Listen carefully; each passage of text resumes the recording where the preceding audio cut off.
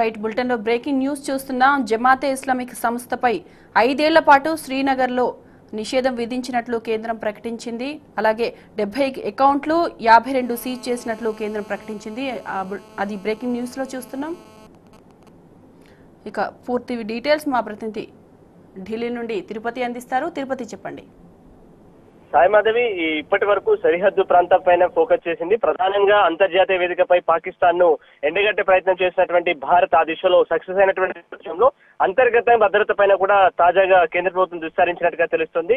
ఏదైతే పుల్వామా ఘటన తర్వాత పూర్తి స్థాయిలో ఇటు జమ్మూ కాశ్మీర్ సంబంధించినటువంటి కశ్మీర్ లోయక అదేవిధంగా ఈ జమ్మూ కాశ్మీర్ లో సైతం కీలకమైనటువంటి నిర్ణయాలు తీసుకుంటుంది కేంద్ర ప్రభుత్వం. ఈ దిశలోనే ప్రధానంగా ఉగ్రవాదుల ఏరివేలతో పాటు వారికి సపోర్ట్ చేసేటువంటి వారిపై కూడా ప్రత్యేక దృష్టి సారించినట్టుగా మనం ఆలోచన చేయాలి. అయితే పుల్వామా ఘటన తర్వాత పూర్తి స్థాయిలో ఎవరైతే వేర్పాటువాదులు ఉన్నారో వారికి సంబంధించినటువంటి భద్రతా సెక్యూరిటీని కూడా తొలగించినటువంటి కేంద్ర ప్రభుత్వం తాజాగా కీలక నిర్ణయాలు కూడా తీసుకోవడం జరిగింది.